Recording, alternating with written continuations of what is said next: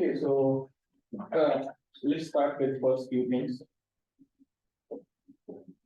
So this is going to be our second class, and in which we will talk more about the components of information security, right? So in the last class, I discussed this thing like the cybersecurity is a part of information security. Actually, is a part of cybersecurity. So whenever we are dealing with information, we are more concerned about its security. But cybersecurity is more than information security. But these are the fundamental components which are there in information security.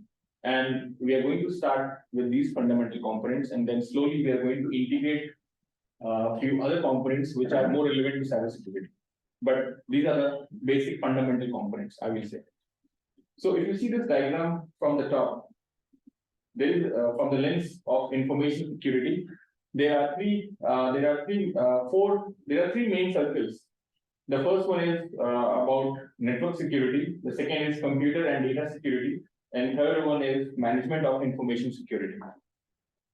So information security, so basically there are three fundamental computing elements, I will say. First one is data storage, data processing, and data transmission. So all security revolves around these three things. For example, in information security, the information or the data which is going to be stored, which is going to be transmitted.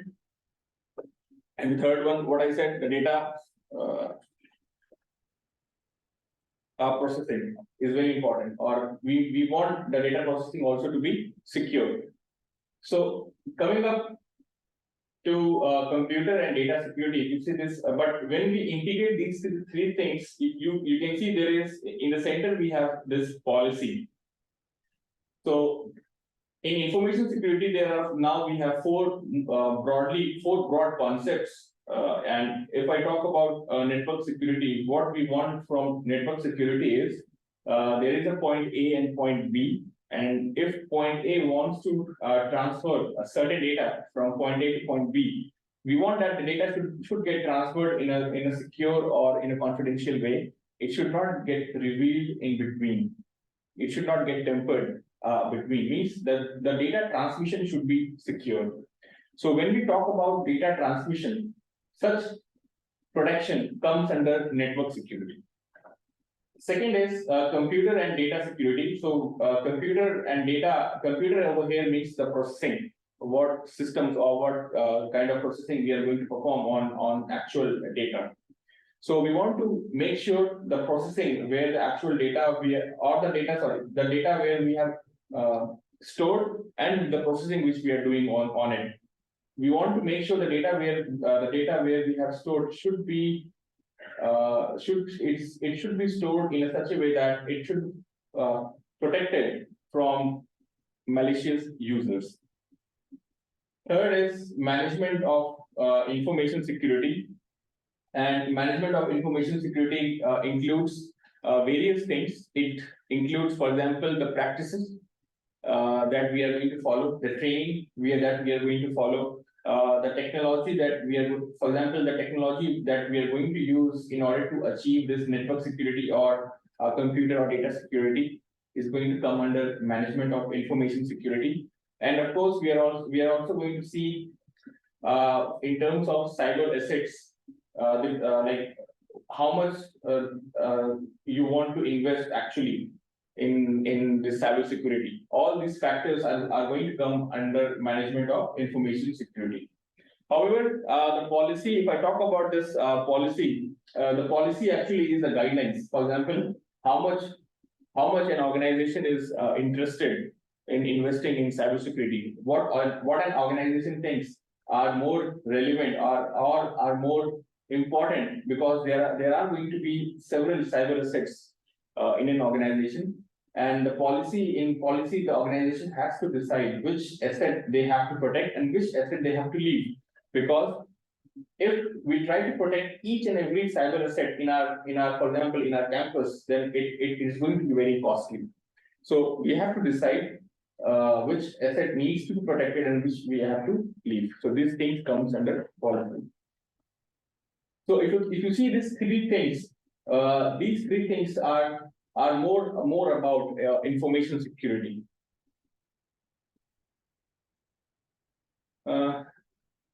Okay, so in the last class we saw what is CIA triangle. So in CIA triangle, it is whenever anyone talks about security, we are more interested in the CIA. If we can achieve the CIA, it means our data is secure in terms of information security actually. So what is CIA? We are going to see. But however, if I talk about the CIA, there are more information security components that have been expanded. For example, identification, authentication, and authorization. But these are actually the means how we can achieve CIA. So let's see what actually these CIA is one by one. So let's start first with confidentiality. So confidentiality of information ensures that only those with sufficient privilege may access certain information. For example, if you see in the picture, there are two person, Alice and Bob. Now they want to share a certain data. Let's assume they want to share some data with Alice. Want to share some data with Bob, and once he does this transmission, there is an evil Eve who wants to get those information. Means he wants to read that information which is confidential for Bob. And if he can read this information which was confidential to Bob, it means the information which is transmitting from Alice to Bob is no longer confidential. So confidentiality actually means the information should get revealed to the person who actually is the owner, or who actually for whom the information is being sent. And the second thing is, in addition to cryptography, for example, so how actually we can achieve this confidentiality? So basically, we can achieve this confidentiality by some encryption techniques, where actually you cannot see the actual data, and it has been converted into a different format. So we are going to see this in our upcoming session, what actually is cryptography and what are some fundamental encryption techniques, for example, RSA and so on, and how actually we can use them to encrypt and decrypt the data from Alice to Bob. However, there are a few more different ways to achieve confidentiality. The first one is information classification. For example, if I talk about my own data, I have certain data available on LUT website. So, but there is also one more data, which is my salary slip, which is not there on the same website. So we need to classify information in such a way that based on some importance, which you want to show and which you want to hide. So confidentiality can be achieved when we classify data based on priority. Which data you want to reveal to whom, and which data you want to secure from other people, or you don't want to reveal a certain data to certain people. So this is one. Secure document storage is second one. Means where actually your document is being stored, you don't want someone to alter it. For example, if you have applied for an job application in a LUT website, and you send your CV to, let's assume that to the HR. Now you don't want that someone from the HR team removes your experience. So if someone removes your experience from that letter, from your CV, it means the data where actually it has been stored is not secure. So we want certain means, or we want certain techniques via which we can ensure the data is secured when it is stored. It means it should be accurate. It should not get tampered. And there are a few other ways. For example, application of there needs to be certain policies, and we also have to train we also need to train the end users in order to achieve this confidentiality. But the last 2 points, all 4 points, we are going to see in our upcoming classes also in more details. But as of now, I just want to tell you, like, in order to achieve confidentiality, we can achieve this confidentiality via cryptography and with these 4 different ways. In CIA track, the next one is integrity. So integrity actually is the quality of state of being whole, complete, and uncorrupted. So once the data is being transferred from A and B, it means you don't want the data to be held by someone else. That comes under confidentiality. However, if you are doing a bank transactions, if you can see in this figure, A wants to perform a certain bank transaction in which, for example, if the transaction is for $100, but somehow the C is able to see what this transaction is all about, and it changes this transaction to $1,000. So here the integrity of the transaction has been void, means it has been completely corrupted. How it makes the channel which was used to transfer data from A to B is not secure, and this the computer C is able to see this information, and because he was able to see this information, it has changed the transaction amount from 100 to 1,000, which means the end data which the A is going to have is going to be different. So the integrity of information is threatened when it is exposed to corruption, damage, destruction, or other disruption of its authentic state. So in our example, the authentic state has been corrupted because the authentic state would have been only 100 euros deduction. However, now because C has changed this transaction to 1,000, so there is a change in the state. So corruption can occur while information is being compiled, stored, or transmitted. So it is very important to understand that whenever our information is being compiled or it is being stored on a server, or when it is being transmitted, but in our example, we have shown the example of transmission.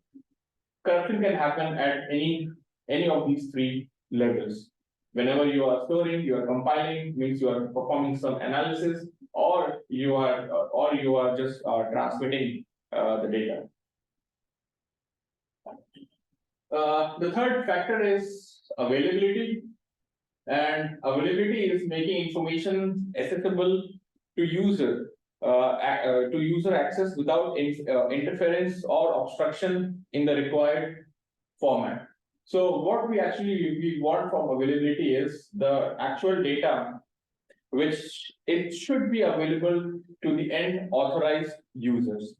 It should be like it is like there are some authorized users which, for example, if I have a bank account in a particular bank, I want that I should be able to access my account information from wherever I am, if I'm having the internet access, of course. So it means the information about my account, the amount that I have in my account detail in my account, or some other information which are there in my bank should always be available to me because I am an authorized user. So availability means availability of authorized users who actually are the owner of a particular of data. They should always be able to access that particular data. But however, if you see on the right hand side, availability is related to reliability. If systems are reliable, they will be available.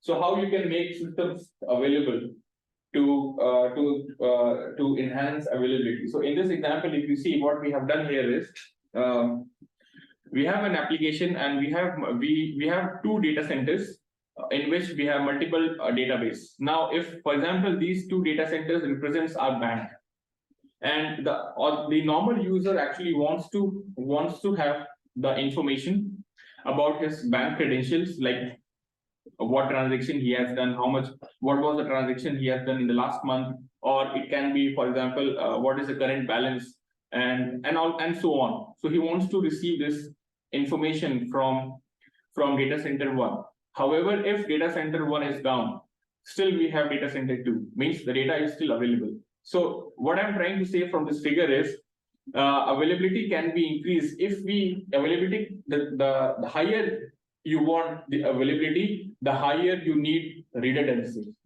Redundant, the data is redundant on two servers now in this example. So because of this redundancy, the data is available actually to the end user.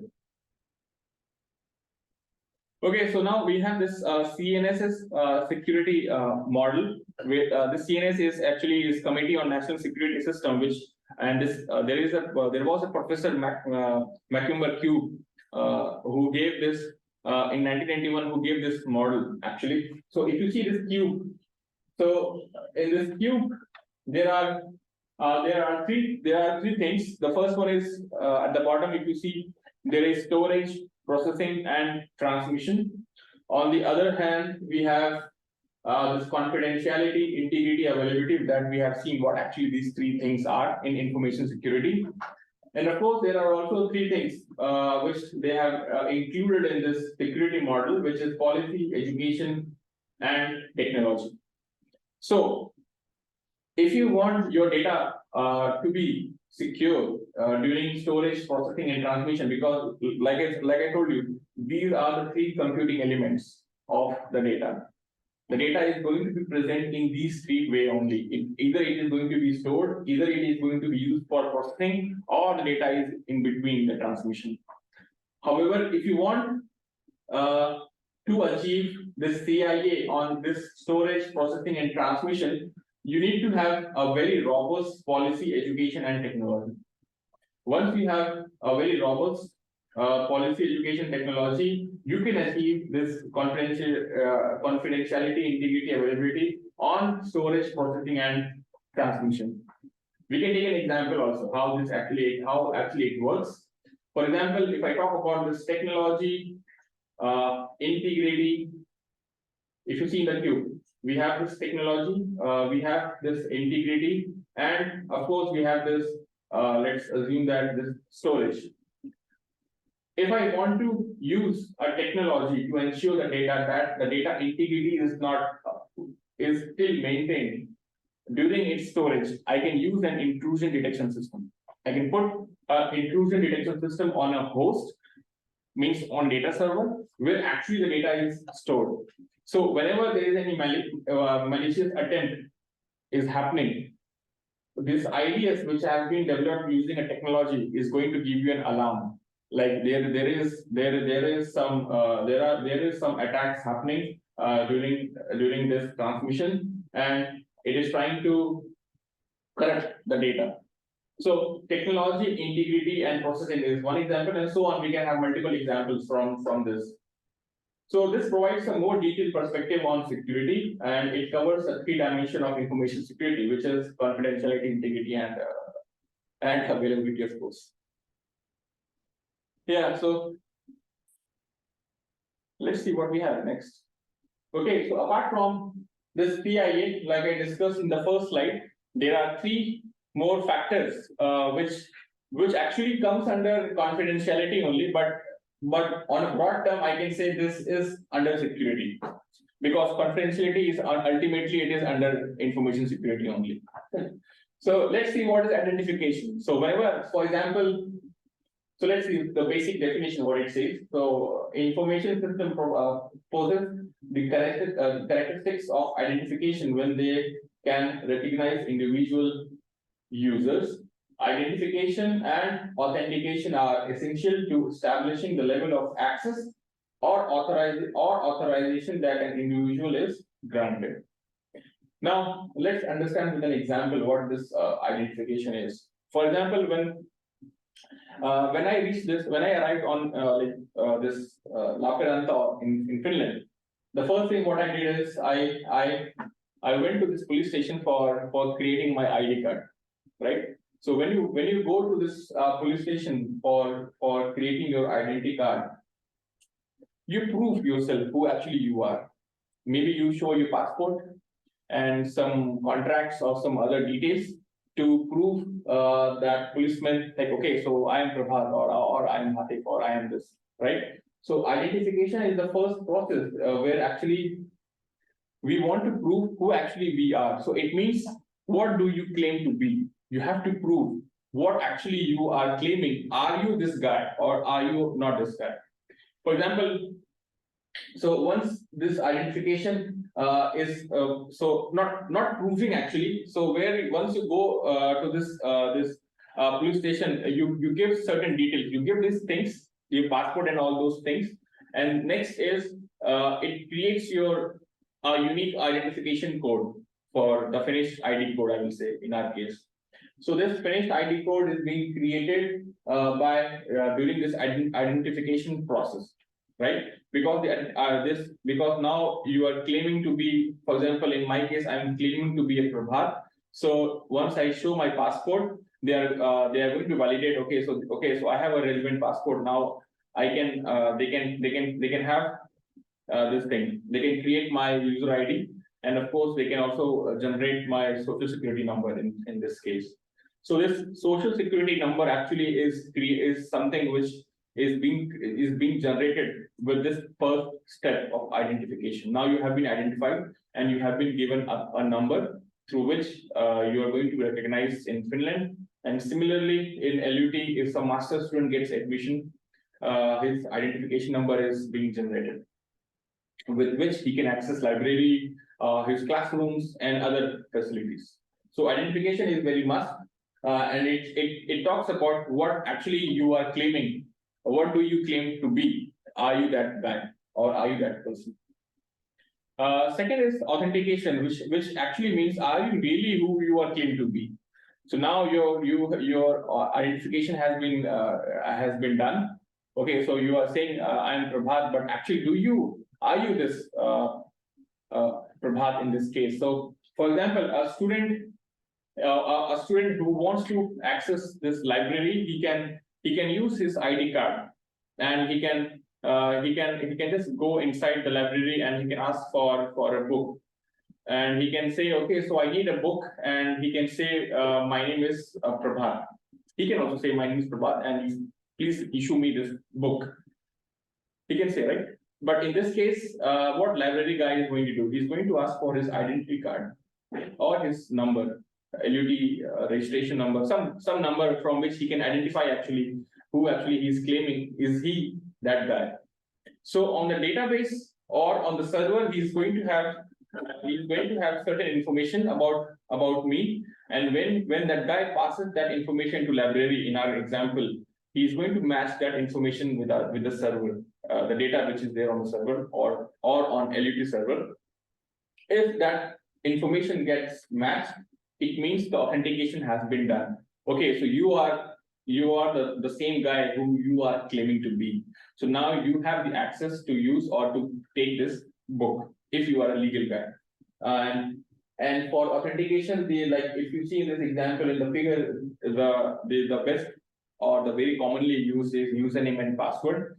For example, whenever you log into your Moodle or to your CISU website, you put your username, which is your email ID, and you put your password. So once you put your password, it gets authenticated by the server. And once the match is done, you are able to log in and you are able to see whatever the dashboard shows you as a student, right? However, if you know my password, still you can log in and you can see, right? But the problem is, there are some other different ways where we can use multi-factor authentication, and where you get an SMS or some codes on your mobile phone, or you can use some bank credentials to log in. Those things also comes under multi-factor authentication, which we are going to see in our maybe in upcoming classes. But now, once the identification has been done, you have been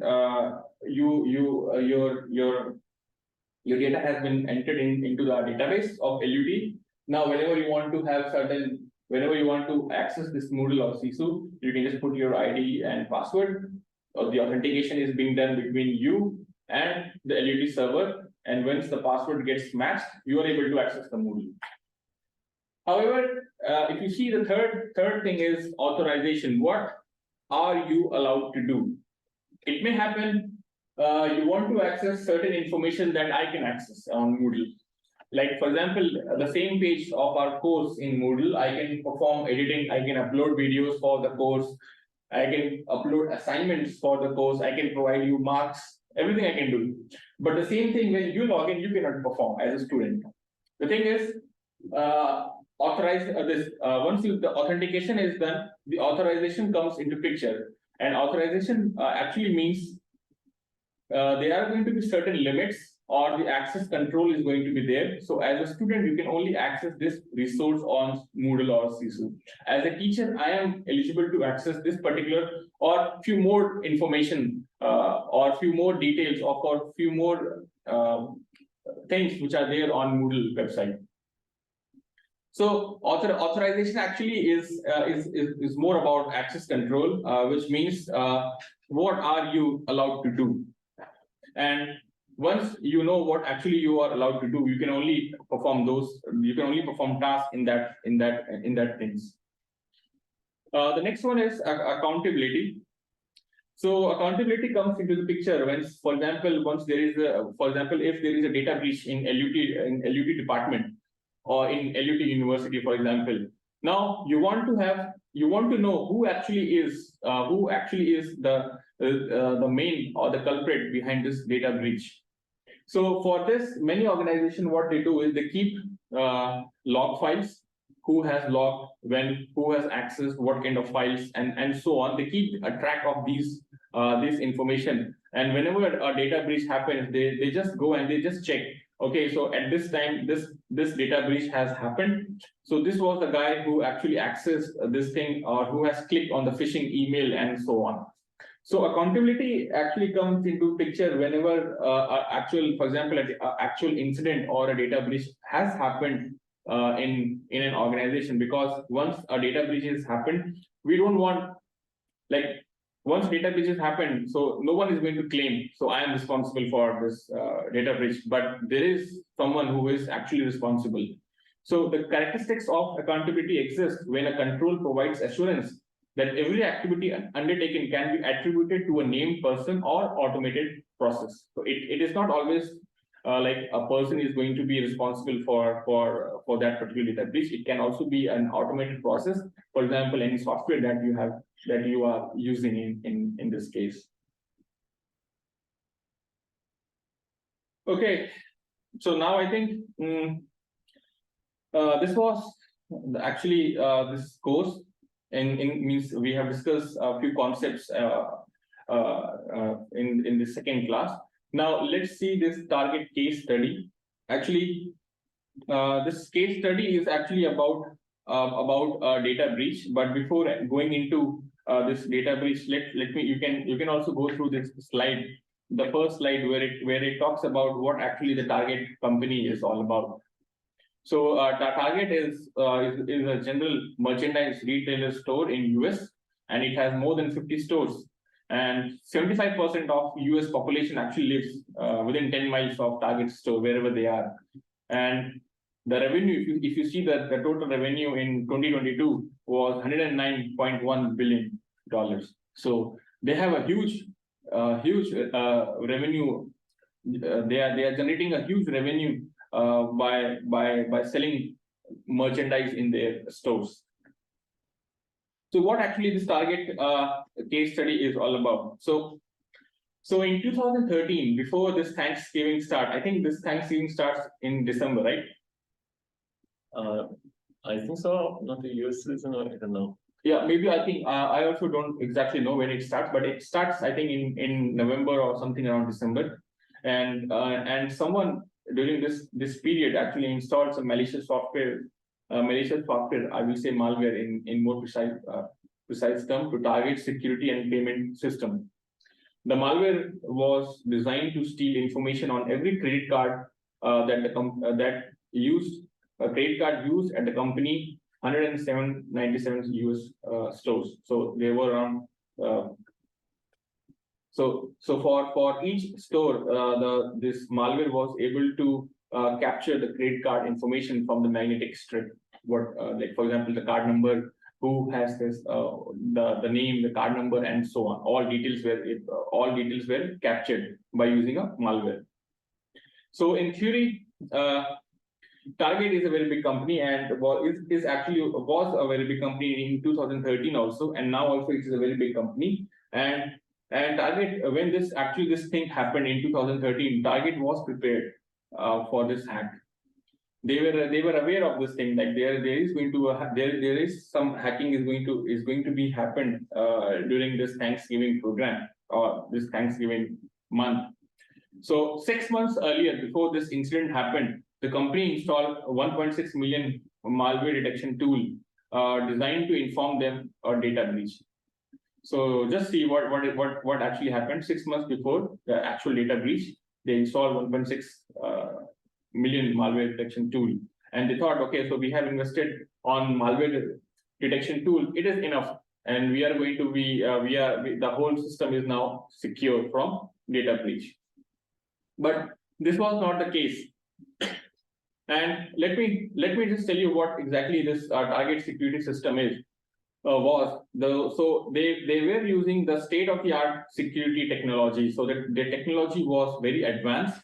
They used the same security system which the CIA and the Pentagon and other spies agency around the world use. So they have invested a lot of money on the security technology.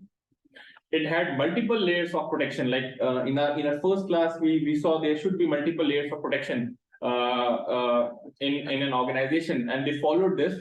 And in this multiple layer of protection, they have 5 firewalls. They have multiple malware detection software, including detection prevention capabilities and data loss prevention tools. Apart from this, they also perform certain internal and external validation, like for example, benchmarking assessments, security system compiled with data security standards in the credit card industry, and so on. So there were different policies also or benchmarking assessments they followed. However, still the data breach happened. So what went wrong? So they had a very good software, like I told you, the Pentagon or the CIA, which they use. The CIA is not the CIA trad here. If you remember, the CIA in the previous slide, the CIA is the Central Intelligence Agency of United States. So they were using the same software the CIA and Pentagon was using. Still, the breach happened. So this is why this case is very interesting. So what went wrong? So if you see, I have listed five points. What actually went wrong? But before you go into this in this 5 points, let me tell you what actually was the scenario. How actually the attackers came into the picture. So the attackers spent a lot of time in understanding what target system is all about, what vendors they are using for heating, ventilation, and air conditioning. So they did this Google search, and on Google search they were looking for all critical information, which includes the vendors, the list of vendors, and what tools and software they use in their security. With the Google search, they were also able to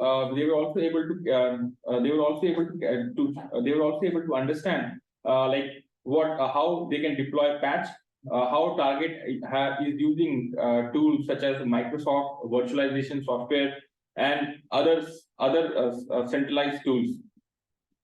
And they were also with this Google search and with this Microsoft information, they were able to understand the technical infrastructure in detail. So because everything was there available, because because they use certain softwares of Microsoft, so the attackers were able to understand how actually the internal infrastructure of target system is, and they were also able to understand up this point of sale where you put your card at any this S market or stores where you put your card. We call it as point of sale, POS machines. So they were able to understand the exact functioning of this POS and so on. So the attackers collected a huge information about the target system, and there was a third party vendor called Fazio Mechanical Service, a contractor who used to run this climate system on target machine, means on target in entire system. and it was responsible for heating, ventilation, and air conditioning things. This phasio mechanical services. So actually, what happened here is before this event happened, before this incident happened, this attacker they sent a phishing email to this phasio mechanical, and with this phishing email, they were able to get the ID and password of phasio mechanical. Because the main reason which I when I read this article, it was like they were using a free version of malware bytes anti-malware, this phasio mechanical people, and because they were using this free malware software, this attacker were able to access their information. So actually they didn't attack directly on target. They were able to get at first instance they were able to get the information of this phasio mechanical thing. About their infrastructure. So once they got their access to their system, from there they were able to control this the target system, because there was not proper access control mechanism designed internally in this case. So like I told you, in our Moodle we have different access control mechanism. As a student, I can access certain things, and as a teacher, I can access certain things. But for target system, how the system was designed, like the third party vendor who was there for heating and ventilation things, they were also able to because there was not a proper access control mechanism designed internally, they can also access this transaction information in target's system. So because of this lack of access control mechanism, the attacker were able to install malware in target system in each POS, point of sale, and they were able to collect the data.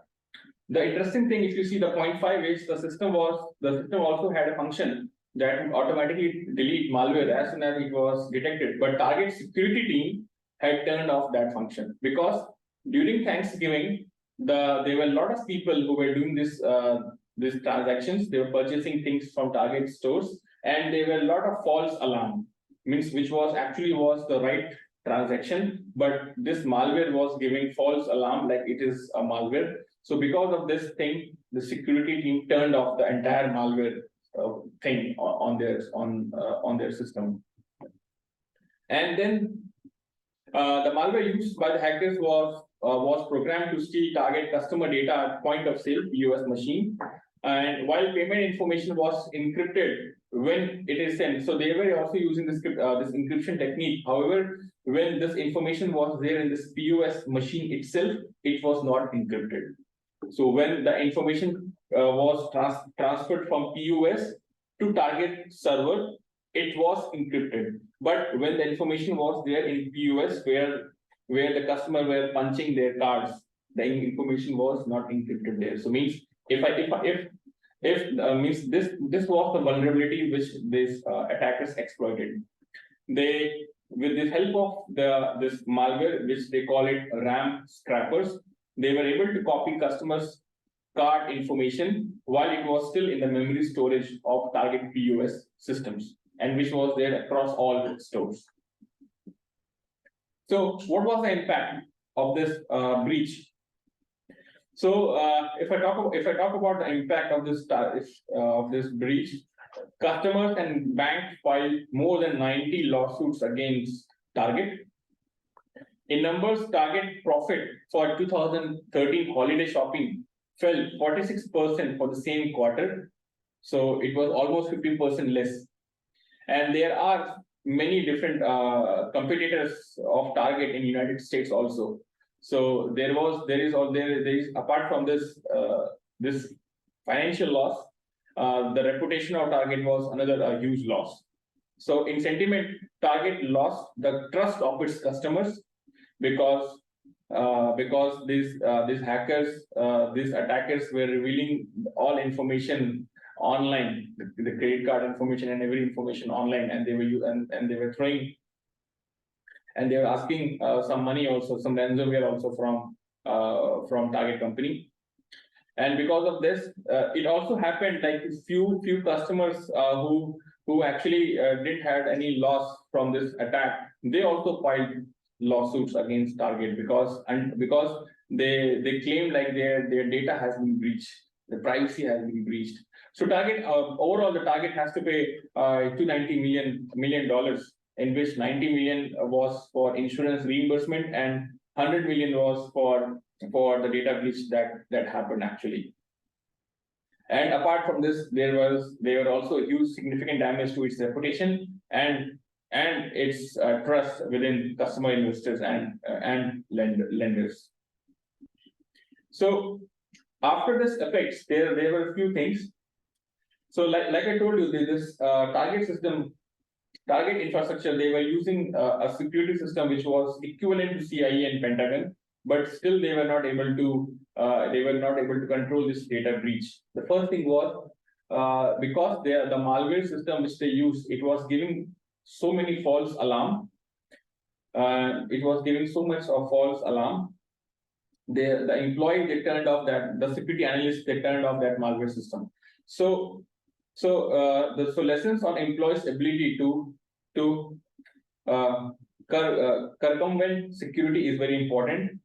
The second is move towards security management was done. The second point. Third thing was 52 laws related to data breach in United States were happened, but still there is no comprehensive national regulation in United States. In Europe we have, but in US we don't have. But if you see the target total loss for that financial year, it was only 1%. In the whole year, they made a revenue of 72.6 billion, in which they spent, what was the amount? They spent only 290 million for the data breach. So it was just the 1%. And so what do you think? So this things makes some questions to arise. Let's see what the next statement is actually is. So an industry observer says, as long as the fines are not putting the business into bankruptcy or even serious financial peril, for that matter, executives and boards are free to decide. They are better off investing the bare minimum in security and saving the rest for possible breach cost and fines.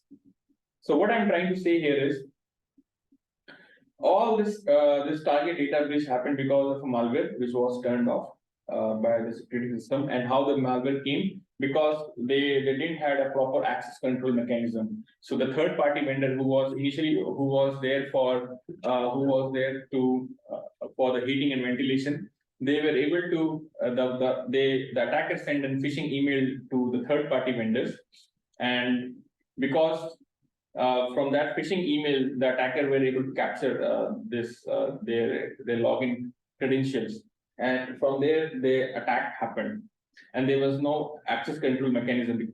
The thing was, from phase view mechanical, they were able to see the target's financial information, the transaction and all details from the third party vendor. And ultimately there was a loss, but the loss was very negligible. It is only 1%. So these are the three questions we have, which needs to be answered from the target case study. And it's very interesting thing. The first question is, we need to identify what was technological managerial vulnerabilities that led to data breach at Target. So I have told you the entire story, and you have also read on the slides. So what do you think is technological vulnerability that led to this breach? Do you think? Yeah. Do you think? In terms of technology, what was there?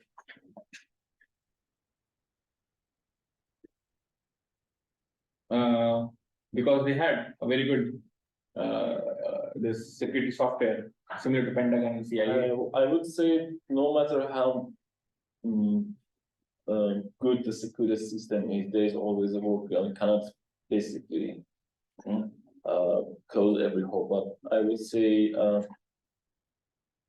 they have failed to employ proper measures, like from the point of the sale to the end. So basically, the data should be encrypted from the moment it is Captured. transferred. Yeah, this is one thing. The moment the information is captured, it should be encrypted. The other thing was lack of proper access control mechanism. So the third party vendor was also able to see the targets all financial information, the credentials, like for example, what transaction has been done. So he was also able to see these things. So it should not happen. So their system was not designed in such a way that they have a proper access control mechanism. So if you see in our CIA, we talk about identification, authentication, and then authorization.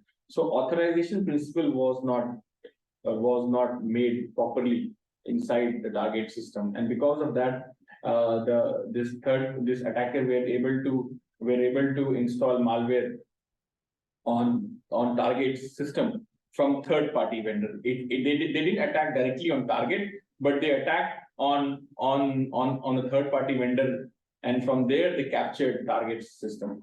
So a proper access control mechanism or means authorization needs to be designed in a particular organization. So this was one, and the second, which you told, whenever the data is captured, there itself in POS system, it should have been encrypted, so that malware was not able to read that particular information. So this was a few technological things which actually lead to this target data breach, and what can be the managerial things. Proper training, because I told you like the security analyst, because the malware detection software was giving so much alerts, false alerts, so they turned off the malware detection software. So in any case, you should not turn off the malware detection software. There should be a proper policies or proper incident or risk management plan should have been adhered, according to which if you are getting some false alarm, you should have raised these concerns to your higher authority. So maybe to the next officer who is there, who is more responsible for these things. But instead of telling the senior, he actually took this decision and he turned off this malware software in over there. And actually, this malware detection software was able to recognize this attempt also, but they thought because every time this software was giving false alarm, so this is also a false alarm, so just turn it off. So this actually went wrong. So there was no managerial, means they took this decision by their own. They didn't transfer this thing to the second level. So there were no cyber incident response plan, actually, I would say. So what was the tangible loss? What was the tangible cost for the stakeholders? Can you enumerate, can you briefly explain what was the target's tangible cost? The decline of the shareholder. No, it's intangible. So that comes under intangible. Tangible means where actually there is some financial loss. For example, they lost like $290 million. Yeah, just 1%. So they lost 1% of their revenue of that year. It was 290, I think 290 million. So it was not a very big thing. The third is identify intangible loss. Yeah, you were right. So it was the reputation of the company, the trust which they had on the customers, the bank company, the credit cards, all were on stake. However, still the question is how much money organization should actually spend on cybersecurity, because if you see this case study, so much lawsuit were filed, everything happened, but by the end the company only pays 1% of its revenue in loss. So what do you think? So companies should invest more on cybersecurity, or they should be prepared? We are going to pay 1% or 2%, because if you do this case studies, you're going to find whenever you are paying for these breaches, it is never so high. Yeah, the company has responsibility to some kind of protect its customers. But I would say, as I said earlier, like you cannot reach 100% security. So the company may still lose money in the long run, and in the long run, if the company is spending more on security, means that it's just spending more. Yeah. So they may not be like motivated enough to spend too much on it because there wouldn't be kind of financial benefit. There should be probably legal penalties or like if they don't, so they have to be kind of forced to do this. Otherwise, financially, I don't think it will make sense to them. Yeah, so the main thing is there should be some policies for every organization, like I discussed in our first few slides. These policies should state which cyber assets we need to protect and how much actually we want to invest. Depending on the organization to organization, it is going to vary. So these are the few factors, and in our upcoming classes, we are going to see what are different policies, what are different standards a particular organization can follow, because the money which they want to spend is going to change from one organization to organization.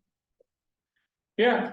Then I don't have anything else for this class. So thanks for listening.